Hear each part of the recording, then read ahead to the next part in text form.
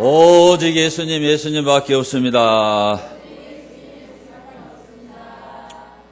자, 우리가 왜 이렇게 하나님을 사랑하고 좋아하고 하나님을 예배하느냐, 그 이유를 여러 가지로 들 수 있겠지만 저 같은 경우는 하나님께서 우리를 보배롭고 존귀한 백성이다.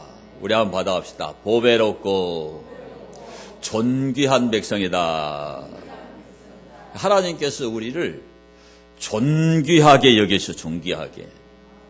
그러니까 우리가 사람도 인격자를 좋아하죠. 우리를 존중해 주는 사람을 좋아한다 이 말이에요. 누가 우리를 무시하면은 뭐라 그래요? 사람 무시하지 마라. 우습게 보지 마. 이러잖아요. 근데 하나님은 절대로 우리를 우습게 보지 않으셔요. 절대로 우리를 무시하지 않으시죠. 그러니까 우리는 하나님 앞에 감사하고 하나님을 예배하고, 누가 하나님을 사랑하라고 안 해도 사랑하고 싶단 말이에요. 하나님이 좋아지는 거예요. 그래서 우리는 이 땅에 살면서 하나님이 우리를 존귀히 여기시듯이 우리도 하나님을 존중해야 돼요. 존중해야 돼요. 그래서 오늘 이 말씀에 보면은 30절에 하반절에 보면은 나를 존중히 여기는 자를 내가 존중히 여기고 나를 멸시하는 자를 내가 경멸하리라, 이렇게 말씀을 하죠. 그런데 오늘 이 말씀을 보시면 알지만 오늘 이 말씀에 하나님을 존중히 여기는 사람이 있고 하나님을 멸시하는 사람이 있죠. 하나님을 멸시하는 사람은 엘리 제사장의 가문입니다. 엘리 제사장의 두 아들인 홈니와 비느하스, 이들은 하나님을 멸시했어. 그래서 하나님이 그들을 경멸하시고 심판을 하셨죠. 그런데 이 말씀을 보면은 사무엘은 하나님을 존중히 여겼어요. 그래서 하나님이 사무엘을 위대한 하나님의 사람으로 사용을 하시는 거예요. 그렇다면 우리는 하나님을 마땅히 존중해야 되겠죠. 그래서 오늘 이 말씀에 보면은 하나님이 한 무명의 선지자, 전혀 알려지지 않은 한 무명의 선지자를 보내가지고 엘리 제사장의 가문이 이제 멸망당할 것을 경고한 거예요. 경고. 그러니까 구약 시대만 그런 게 아니에요. 오늘날에도 하나님은요, 하나님이 세우신 당신의 종들을 통해서 우리에게 말씀하시고 경고하시거든요. 그래서 우리는 하나님을 멸시하면 안 되고 하나님을 존중히 여겨야 되는 거예요. 왜 우리가 하나님을 이렇게 존중히 여겨야 될까? 첫째는 하나님을 멸시하는 사람은 하나님께 경멸당하기 때문입니다. 오늘 여기 30절의 말씀을 보시면 함께 읽습니다. 그러므로 이스라엘의 하나님 나 여호와가 말하노다. 누가 말해요? 내가 전에 내 집과 내 조상의 집이 내 앞에 영원히 행하리라 하였으니, 엘리 제사장 가문을 얘기하는 거예요. 제사장의 가문은 승계가 됩니다. 승계가 돼. 이제 나 여호와가 말하노니 결단코 그렇게 하지 아니하리라. 엘리 제사장의 가문이 계속되지 않는다는 거예요. 나를 존중히 여기는 자를 내가 존중히 여기고 나를 멸시하는 자를 내가 경멸하리라. 한 무명의 선지자를 통해서 하나님이 엘리 제사장 가문에게 경고를 보내는 거죠. 여기에 이 멸시한다고 하는 말은 바자라는 말입니다. 이 말은 말 그대로 경멸하다, 멸시하다, 업신여기다, 이런 뜻이에요. 그래서 이 바자라는 단어, 이 멸시한다는 이 단어는 하나님께 대해서 불순종하고 하나님을 모욕하고 하나님을 멸시하는 것에 기초해서 멸시하는 걸 얘기하는 겁니다. 그래서 이렇게 하나님이나 사람뿐만이 아니라 물건까지도 멸시하는 것에 사용되는 단어가 바로 이 바자라는 거예요. 그런데 엘리 제사장의 가문에서 하나님을 가장 멸시한 사람이 누구였냐면 엘리 제사장의 아들인 홈리와 비느하스예요. 이 엘리는 나이가 98이나 먹었어요. 엄청나게 많이 먹었죠. 그래서 자기 아들들 홈리와 비느하스는 이미 그 제사장의 직분이 승계가 돼서 그 제사장의 직분을 행하고 있었습니다. 그런데 성경 말씀을 보면은 이들은 따라합시다. 불량한 자라. 불량해서 따라합시다. 여호와를 알지 못하더라. 불량하다는 말은 행실이 나쁘다는 얘기예요. 행실이 나빠가지고 누구를 몰랐느냐? 하나님을 몰랐다는 거예요. 하나님을 모르면 하나님을 멸시하게 되는 거예요, 여러분. 누구를 모르면? 하나님을 모르면. 하나님이 어떤 분인지를 모르기 때문에 사람들이 뭐라고 그러냐? 하나님이 어디 있냐 이러잖아요. 하나님 믿으려면 내 주먹을 믿으라 이러는 거예요. 우리는 그런 말 하면 천벌 받을까 와서 그냥 벼락 떨어질 것 같잖아요. 근데 안 믿는 사람은 아무렇지도 않게 하나님이 어디 있냐 이러는 거예요. 하나님이 안 계신 게 아니라 자기가 하나님을 그러죠. 모르니까 오늘 엘리 제사장의 아들 홈리와 비느하스처럼 하나님을 알지 못하니까 하나님을 멸시하는 거예요. 그래서 홈리와 비느하스는 제사장인데도 불구하고 오늘날로 말하면 목사인데도 불구하고 하나님께 드리는 그 제사를 멸시를 하거든요. 그래서 하나님 앞에 제사 드리기 위해서 이 솥에다가 고기를 삶고 있을 때 자기 사환 심부름꾼이죠. 심부름꾼을 보내가지고 갈고리를 보내가지고 하나님께 고기를 드려야 되는데 가서 솥에다가 갈고리를 넣어가지고 걸리는 대로 가져다가 먹어버려요. 이게 상상이 안 되죠? 그런 끔찍한 죄를 범합니다. 그리고 어떤 때는 사환을 보내가지고 생고기를 날것으로 가져오라는 거예요. 이게 고기를 이제 잡으면, 소나 양을 잡으면, 제사드리기 위해서 잡으면 기름을 태워야 돼요, 먼저. 근데 그 기름을 태우기도 전에, 기름 태우는 것이 그 제사의 절차인데, 그걸 태우기도 전에 그냥 생고기를 잘라다가 성경에 보니까 구워서 먹어버린 거예요. 삼겹살 구워 먹듯이. 이게 상상이 안 된단 말이에요. 제사장인데 그 짓을 한 거예요. 누구를 몰라서. 하나님을 모르니까 그 지경이 되는 거죠. 오늘날 하나님 앞에 이 예배 드리는 것을 왜 소홀히 하고 함부로 하느냐? 하나님을 몰라서 그래, 몰라서. 그러니까 나오다가 안 나오다가 뭔 일 있으면 안 나오고, 뭐 약속 있으면 안 나오고, 돈 벌러 가지라고 안 오고, 그냥 자기 하고 싶은 대로 하는 거예요. 하나님께 드리는 이 제사, 이 예배가 얼마나 소중한가를 알려면 먼저 하나님이 어떤 분인가 알아야 되는 거예요. 그러니까 하나님을 모르면 이 제사장이라도 제사를 멸시한 것 같이 예배를 멸시하는 거죠. 그래서 여러분은 누구를 꼭 아셔야 되느냐? 하나님을 정확하게 알아야 돼요. 정확하게. 그런데 이 죄에 대해서 하나님이 뭐라고 말씀하는가 하면은 사무엘상 2장 17절을 보시면은 자, 성경을 함께 봅니다. 이 소년들의 죄가 여호와 앞에 심히 크면 그들이 여호와의 제사를 멸시함이었더라. 홈리와 비느하스의 죄가요. 여러분이 방금 제사 그 고기 갖다 먹어버린 거 죄가 클 것 같아요? 작을 것 같아요? 그러니까 크다 그러죠? 어느 정도 크냐? 심히 크다는 거예요. 그 왜 그러냐? 하나님께 제사 드리는 제사 자체를 멸시한 그 죄는 너무너무 큰 죄라는 거예요. 분명히 하나님이 살아계시거든요. 그 사실을 몰라서 그래요. 하나님이 살아계시다는 증거는 너무너무 충분해요. 자, 이들은 제사장의 아들로 자라났잖아요.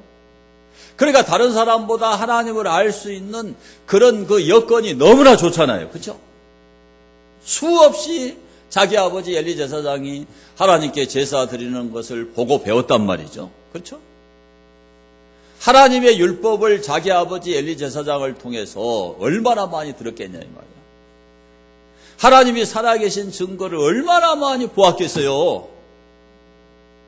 그런데도 하나님을 몰라. 저는 여러분이 그런 사람이 되지 않게 되기를 바랍니다, 여러분. 교회 와서 하나님 계신 증거를 여러분이 발견해야 돼요. 그걸 깨달아야 된다니까요. 자, 이 홈리와 비느하스가 하나님을 알지 못하니까 하나님께 드리는 제사를 멸시하더니 이제는 윤리적인 죄를 범하는데 얼마나 큰 죄를 범하느냐. 그 하나님의 성전에서 수종을 드는 그 회막문의 여인을 겁탈하는 성폭행의 죄를 범하는 거예요. 끔찍하죠, 끔찍해. 얼마나 끔찍하냐 이게.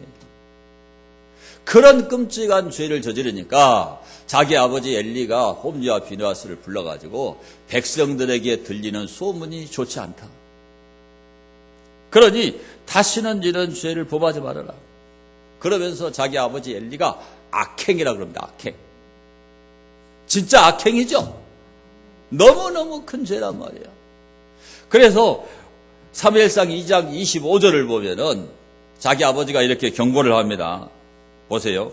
사람이 사람에게 범죄하면 하나님이 심판하시려니와 만일 사람이 여호와께 범죄하면 누가 그를 위하여 간구하겠느냐 하되 그들이 자기 아버지의 말을 듣지 아니하였으니 이는 여호와께서 그들을 죽이기로 뜻하셨습니다. 옛날 개역 한글판에는 받아봅시다. 작정하셨습니다라. 하나님이 그냥 죽여버리기로 작정을 해버렸다는 거예요. 오늘 하나님을 알지 못하면 이 예배가 뭔지 모르죠. 이 예배의 거룩함을 몰라요. 하나님이 얼마나 크고 영화롭고 두려운 분인지 몰라요. 그러니까 예배를 함부로 하죠. 함부로. 그 다음에는 어떻게 하느냐. 그 사람은 반드시 도덕적으로 윤리적으로 홈리와 비느하스처럼 이렇게 타락하게. 성적으로 문란하게 된다 이 말이에요. 네. 이런 끔찍한 죄를 하나님은 악행이라고 그랬어요. 악행이라고. 그리고 부모를 거역하죠. 그런 악행을 범했을지라도 아버지 제사장 엘리가 권면을 하면 들어야 돼요, 안 들어야 돼요? 들어야 되죠. 오늘 하나님을 모르면 불효자가 됩니다. 불효자가. 거역하는 거예요. 부모 말도 안 듣는 거예요. 이제 그 정도 되면은 하나님이 어떻게 하느냐? 죽이기로 작정해 버려요. 어떻게 해요? 죽이기로 작정해. 너무너무 하나님을 멸시하니까. 더 이상 존재할 필요가 없다 이 말이죠. 그런 사람은 존재할 이유가 없어. 그러니까 하나님이 죽여버려. 하나님이 어떻게 이 가문을 심판을 했는지 알죠? 이 홈리와 비느하스가 블레셋과의 전쟁에 나갔습니다. 그런데 전쟁에 나가서 한날 한시에 블레셋 병사에 의해서 두 아들이 죽임을 당하죠. 그 소식을 비느하스의 아내가 전달을 받아요. 근데 그때 해산의 고통이 와가지고 아기를 낳을 쯤에 그 소식을 들은 거예요. 그러니까 이 비느하스의 아내가 아기를 낳으면서 따라합시다. 이가봇 하나님의 영광이 이스라엘에게서 떠났다. 그 아기 이름을 이가봇 하나님의 영광이 이스라엘을 떠나버렸다는 거예요. 하나님을 멸시하니까 하나님의 영광이 떠나버린 거예요. 그래서 자기 남편 그 홈리와 비느하스가 죽고 언약궤를 그 블레셋에게 빼앗겨 버렸죠. 그래서 아내가 죽어버렸어요. 그런데 그 소식을 자기 아버지 엘리가 그 비보를 전해드는 겁니다. 의자에 앉아 있었어요. 너무 충격을 받으니까 뒤로 벌렁 넘어져. 근데 성경은 목뼈가 부러져서 죽었다. 뭐가 부러져서? 그 다음에 기록되기를 따라합시다. 그 몸이 비둔한 영혼이라. 살이 너무 많이 쪘다 이거예요. 죽어버렸어. 두 아들이 죽고 며느리가 죽고 엘리가 직사하고 이렇게 무서운 심판을 하나님이 해버린 거예요. 그리고 하나님께서 그 제사장의 가문이 이제 그 승계가 안 된다고 이 무명 선지자를 통해서 경고를 했는데 실제로 사울 시대에 그 엘리 제사장 가문의 그 후예들이 높 땅에 살고 있었는데요. 이 사울이 보낸 그 도액이라고 하는 사람이 와가지고 단칼에 그 후손들 85명 제사장을 다 죽여버렸다. 무섭죠? 하나님이 무명의 선지자를 통해서 하신 그 말씀이 그대로 이루어져 버려요. 그대로 이루어져 버려요. 그때 이 제사장 85명이 죽을 때 아비아달은 도망을 쳤어. 한 사람이 도망을 쳤어. 그런데 어떻게 됐느냐? 솔로몬 시대에 솔로몬의 형이었던 그 아도니아가 왕이 되기 위해서 반란을 일으킵니다. 그런데 그 반란에 동조한 자가 누구냐면 아비아달이에요. 그래서 솔로몬이 제사장이니까 죽일 수는 없고 이제 그 대제사장의 직분을 파면을 해버려. 파면. 그러니까 이 무명의 선지자를 통해서 말씀하신 일이 그대로 이루어진 거예요. 그러니까 하나님을 멸시하면은 하나님도 그 사람을 멸시하는 거예요. 멸시. 그래서 여러분들이 하나님을 멸시하는 죄를 보면서는 안 되는 거죠. 그러니까 요즘 우리 시대에 가장 유행하는 말이 뭐예요? 인격살인이라고 그러죠? 에? 한 사람을 막 언론이 막 때려잡고 언론이 막 한 사람을 죽이면 우리가 뭐라고 그래요? 인격살인이라고 그러잖아요? 그런 인격살인을 당하고 인격 모독을 당하면 사람들이 고발할 때 명예훼손으로 고발을 해요. 굉장히 싫어하는 거예요, 그걸. 이게 사람도 그러잖아요. 에? 그렇죠? 그러니까 말 한마디 잘못하면 명예훼손죄로 고발돼 버리죠. 이런 명예훼손 고발이 얼마나 많아요. 그런데 하나님의 명예를 훼손하며 하나님의 인격을 훼손하며 하나님을 멸시하면 우리가 어떤 벌을 받겠느냐 이거예요. 다윗이 하나님을 멸시해가지고 큰 벌을 받았죠. 자, 사무엘하 12장 10절을 보겠습니다. 이제 내가 나를 업신여기고, 그러니까 다윗이 하나님을 업신여겼다는 얘기죠. 햇사람 우리아의 아내를 빼앗아 내 아내로 삼았은즉 칼이 내 집에서 영원토록 떠나지 아니하리라 하셨고, 여호와께서 또 이와 같이 이르시기를 보라 내가 너와 내 집에 재앙을 일으키고, 무섭죠?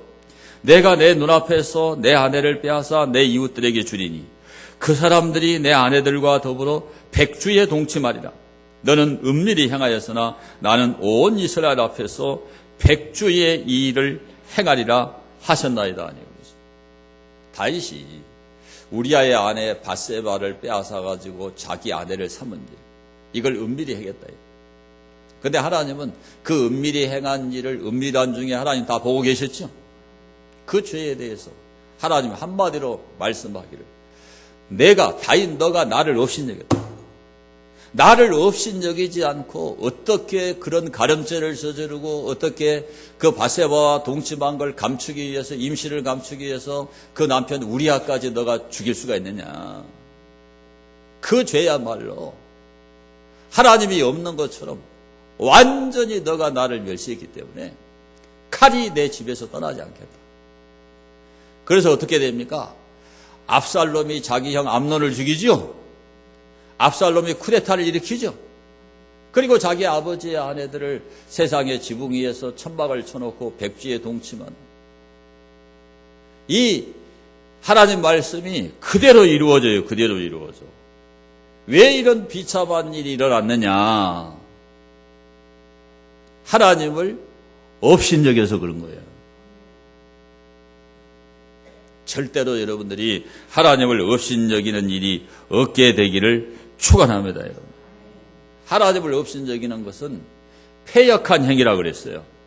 잠언 14장 2절을 보면 정직하게 행하는 자는 여호와를 경외하여도 패역하게 행하는 자는 여호와를 경멸하느니라. 경멸한다, 업신여긴다, 같은 얘기죠. 패역한 사람은요, 하나님을 업신여겨요. 홈리와 비나스처럼. 순간의 실수이긴 하지만 다윗같이 이게 다 하나님 업신여기는 죄다 이 말이죠. 그런데 이방인 골리앗을 보세요. 골리앗. 자, 다윗이 블레셋과 전쟁이 벌어진 그 전쟁터에 갔잖아요. 그런데 이 골리앗 장군이, 블레셋의 골리앗 장군이 나와가지고 살아계시는 하나님을 막 모욕을 합니다. 그러니까 다윗이 막 의분이 치솟아가지고 할례 없는 자가 할례 받은 사시는 하나님의 군대를 모욕한다.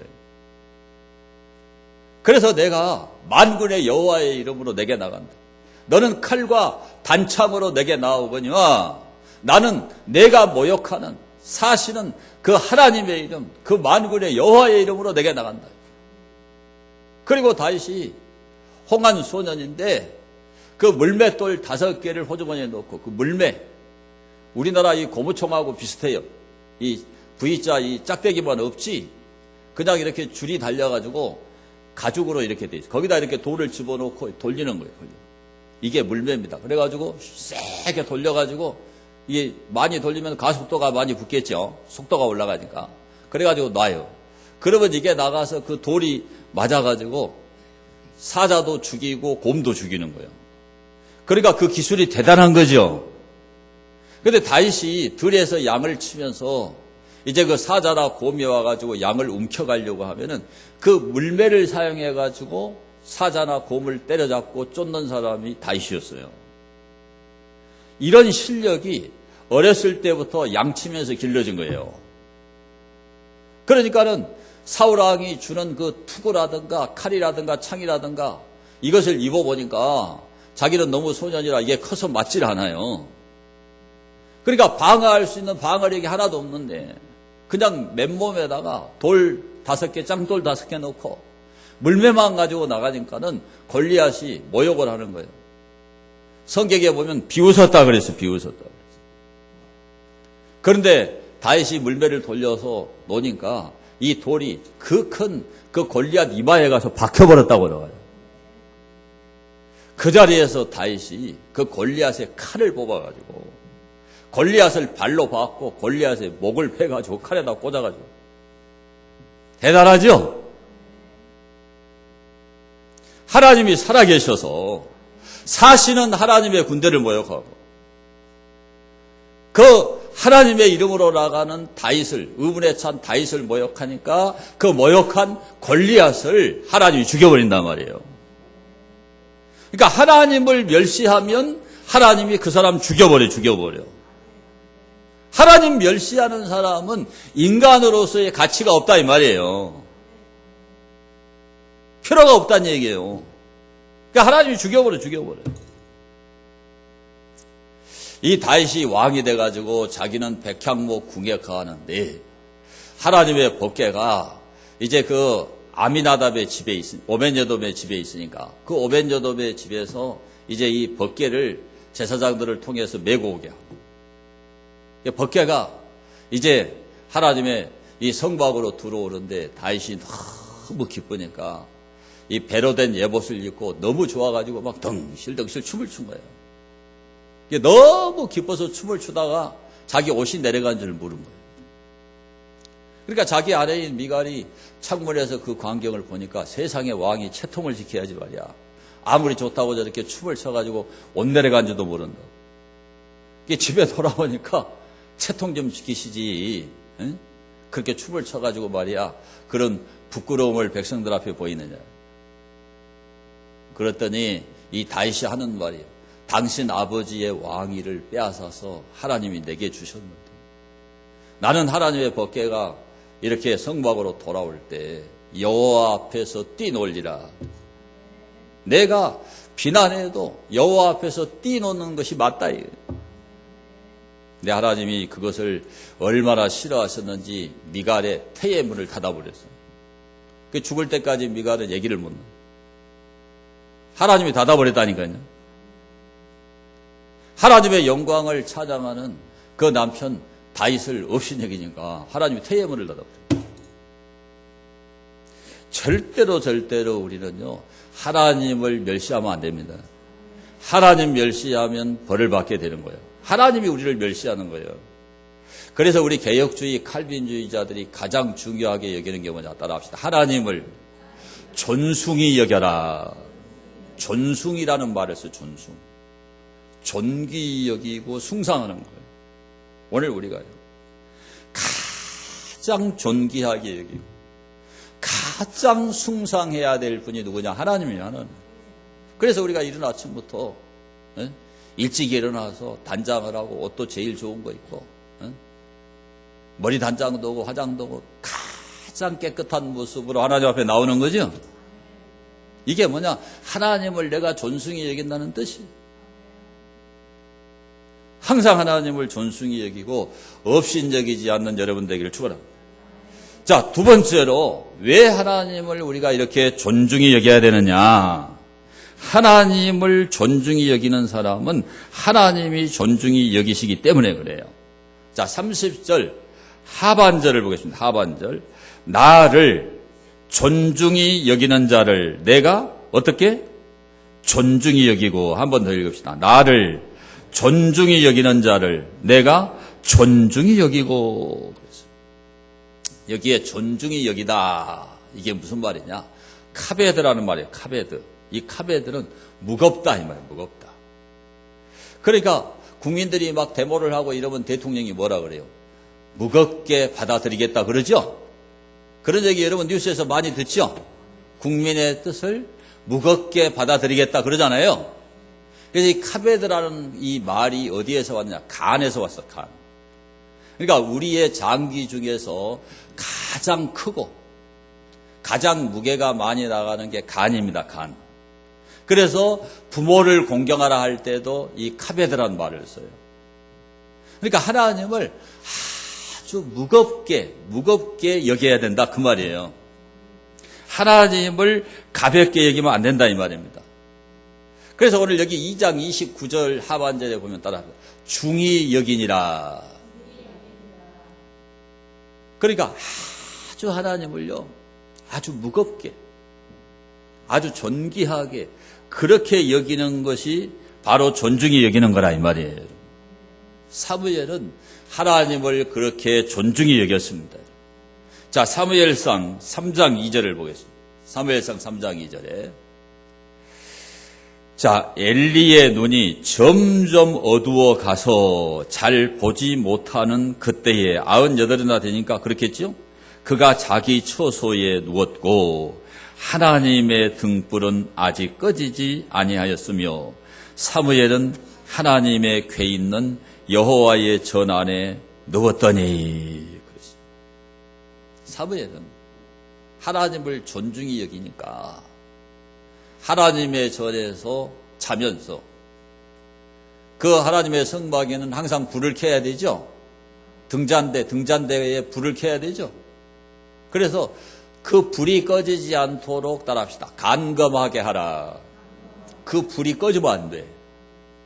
그러니까는 그 등불이 꺼지지 않도록 등잔대에 그 순감람류의 기름을 계속 붓고 그리고 그 심지를 잘라주고 관리를 해야 돼요. 그래야 불이 안 꺼져. 그러니까 그 일을 사무엘이 어렸을 때부터 성전에서 자면서 그 일을 계속한 거예요.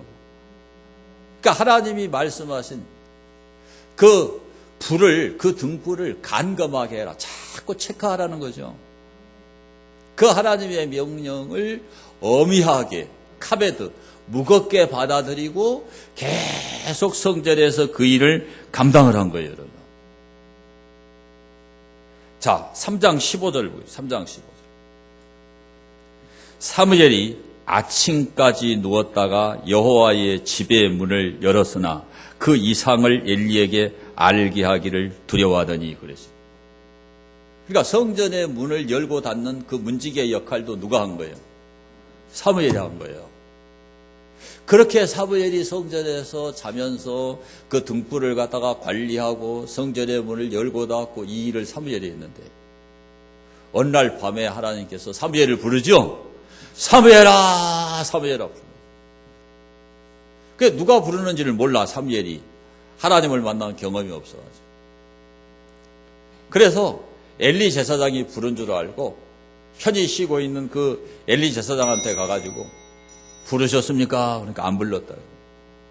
98이나 먹었기 때문에 자기는 하나님을 만난 경험이 있어. 지금 비록 늙어가지고 눈이 어두워지고 몸이 비둔해지고 여호와의 이상이 나타나지 않았지만 과거에 제사장으로서 충실하게 역할을 감당할 때 경험이 있으니까 알려주는 거예요. 가서 또 사무엘아 그러거든. 내가 여기 있나이다. 말씀하옵소서.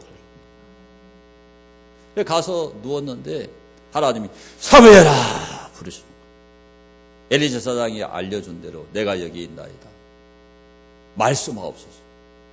그랬더니 하나님께서 엘리 제사장의 가문이 어떻게 멸망당할 것을 다 알려주는 거예요. 그러니까 처음에는 무명 선지자를 통해서 엘리에게 경고를 했잖아요. 근데 사무엘에게 알려주는데 그런 98이나 되는 어렸을 때부터 자기를 기르고 율법을 가르치고 제사를 가르쳐준 그 엘리 제사장의 가문이 비참하게 멸망당할 것을 하나님이 알려주니까 너무 떨려가지고 어떻게 이 말을 엘리한테 전달하느냐. 근데 엘리가 눈치가 있어가지고 여호와께서 내게 말씀하신 것을 하나도 감추지 말고 내게 다 말하라. 그래서 사무엘 선지자가 다 알려주죠. 그게 아까 말씀드린 그 내용이에요. 무명 선지자가 말한 것과 똑같이 하나님이 그렇게 멸망당할 것을 경고하신 거예요. 경고하신 거. 네. 그러니까 우리는 하나님을 사무엘처럼 존중해야만 하나님의 뜻이 우리에게 나타나요. 예배를 드려도 정말 하나님을 존중하면서 예배 드려야 이 말씀이 하나님의 말씀으로 딱 하나님의 뜻이 내게 다가오는 거예요. 이 말씀이 그냥 건성으로 들리는 게 아니라 내 가슴에 이 말씀이 와서 확 받친다니까요. 하나님을 경외하고 존중할 때 그런 일이 일어나는 거예요. 뭐 목사가 하는 얘기겠지 뭐.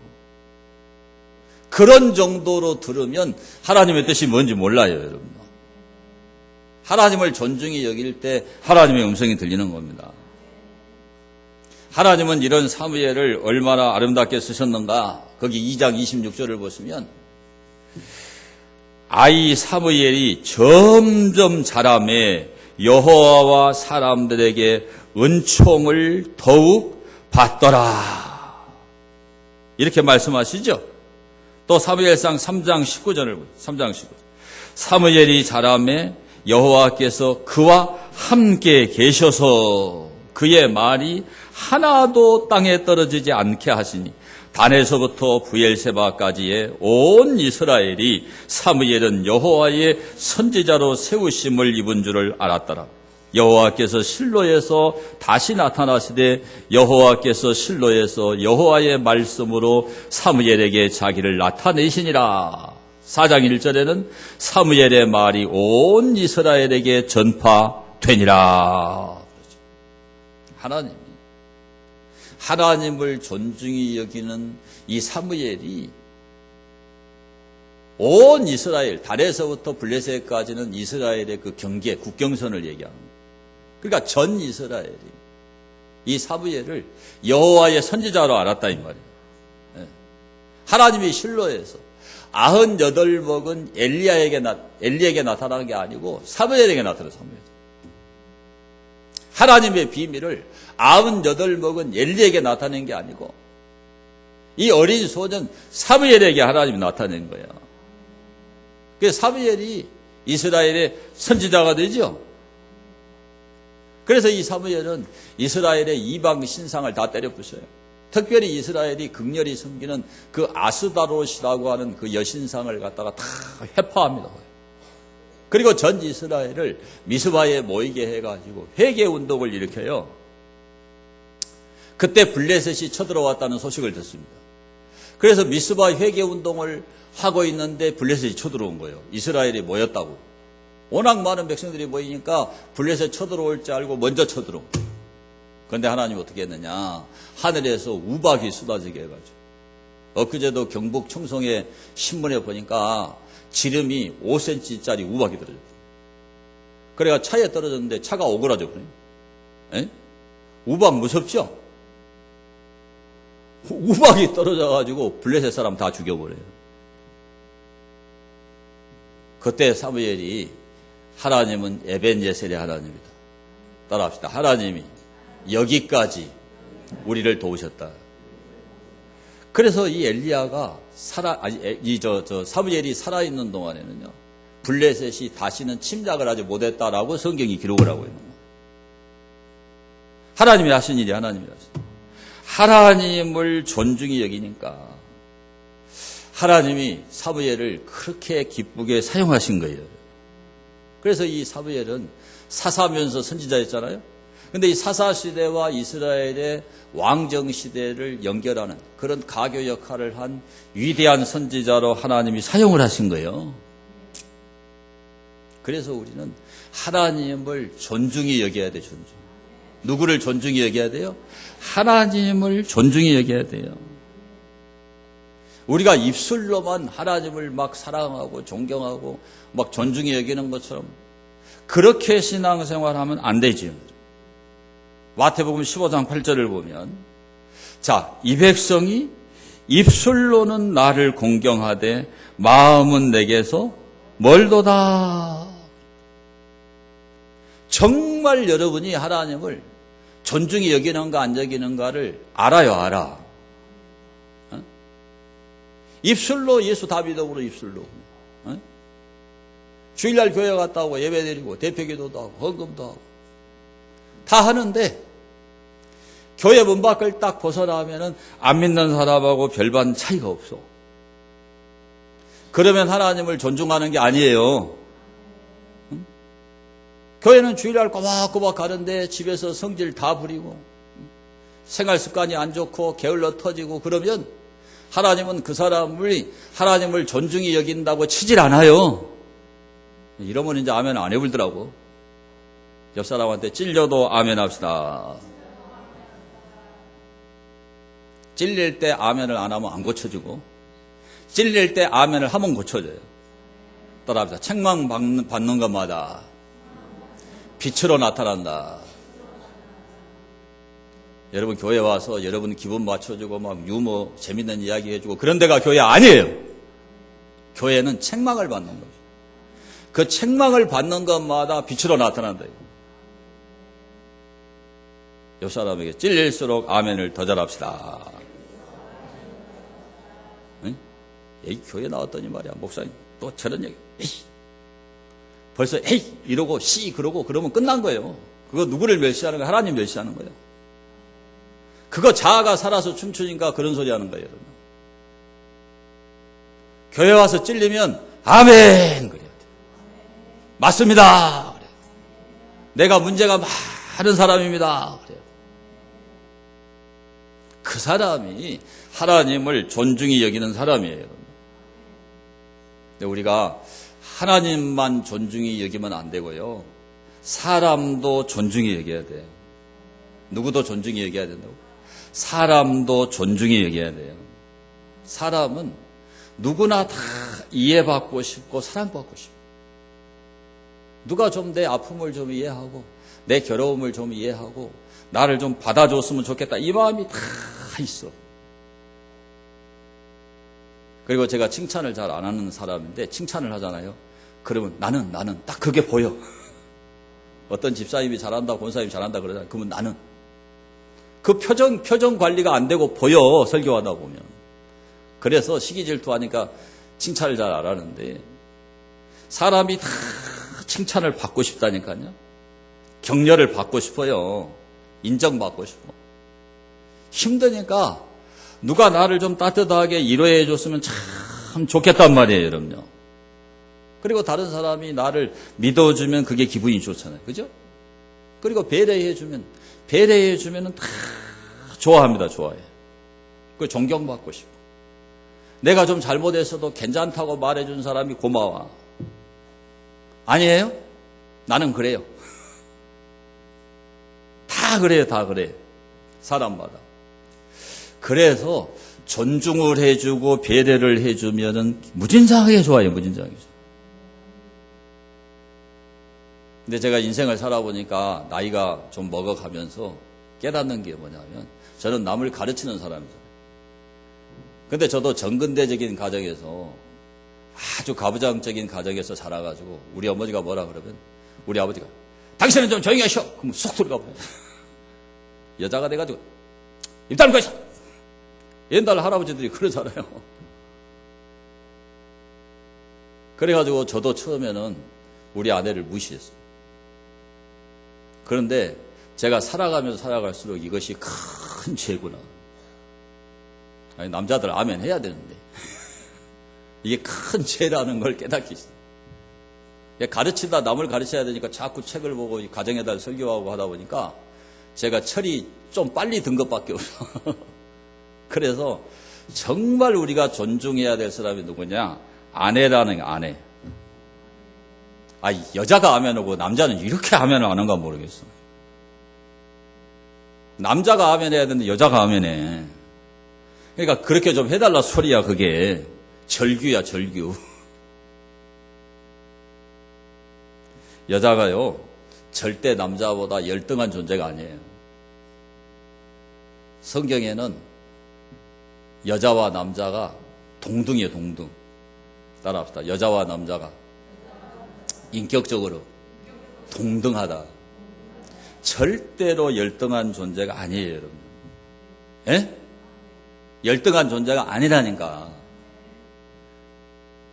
그걸 사람들이 몰라. 힘이 없고. 그러니까 그냥 무시해버려요. 그래서 그냥 아내가 무슨 말 해도 그 말을 아프게 안 듣는 거예요. 아프게 들어야 돼, 아프게. 말을 잘 들어야 된다니까요. 이게 아내를 존중하는 게 뭐냐? 심고 거두는 원리예요. 아내를 존중하잖아요. 그러면 보상이 있어, 보상이. 여러분이 아내를 이렇게 존중해 보세요. 제가 살아보니까 여자들은 무신장하게 착해. 남자가 아멘 해야 된다니까. 조금만 잘해주면 더 잘해주려고 그래요. 응? 근데 그걸 몰라요. 그냥 무시해버려요. 아내를 존중해야 가정이 행복해집니다. 그래야 대화가 돼요. 무시당하면 말 안 해버리죠? 우리도 그러잖아요. 무시해버리면 말하기 싫어보니까 말 안 해버리잖아요. 무시당했다라는 생각이 드는 순간에 입이 닫혀버려. 에? 불편해져 버린다고. 근데 이걸 모르는 남자들이 너무나 많아. 존중을 해주는 거, 이게 뭐냐? 아내를 보호하는 건 보호하는 거. 이게 잘 보호를 해줘야 돼요, 여러분. 그렇게 아내를 존중을 해야 마귀가 안 틈타요. 존중을 안 하고 무시하잖아요? 바로 마귀가 틈타가지고 가정이 행복이 깨져버려요. 응?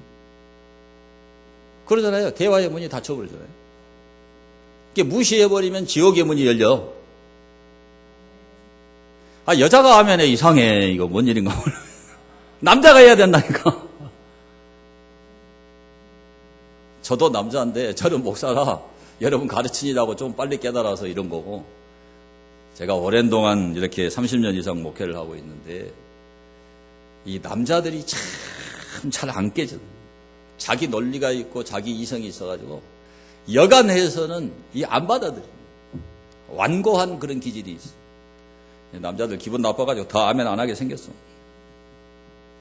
그래도 아멘을 하세요, 아멘. 찔릴수록 아멘을 해야 된다니까.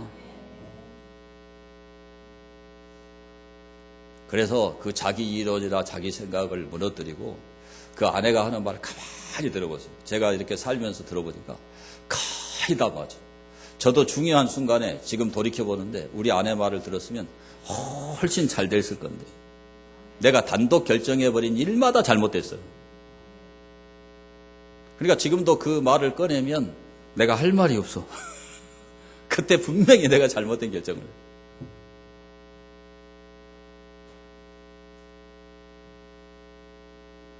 그래서 우리가 가장 존중해야 될 사람이 제가 살아보니까 아내입니다. 아내. 아내를 존중하잖아요. 그게 습관이 돼가지고 밖에 나가서도 다른 사람을 존중해요. 그리고 이건 미래를 위한 투자예요. 자녀들이 다 보거든. 엄마 아빠가 어떻게 사는가. 그걸 보면요, 얘들도 그걸 배워서 존중을 할 줄 알아요. 근데 무시해버리잖아요. 뭐 노골적으로 폭력을 행사하는 뭐 이런 사람은 요즘 거의 없겠지만 그렇게 한다든가 말을 무식하게 한다든가 이러면 벌써 얘들이 그걸 다 알아. 감으로 느껴요. 그냥 말을 안 하고 무시하잖아요. 무언으로 무시해도 알아봅니다. 얘들이 얼마나 빠른데. 여러분 자녀를 훌륭한 인격자로 만들려면 가장 존중해야 될 사람이 아내다, 아내.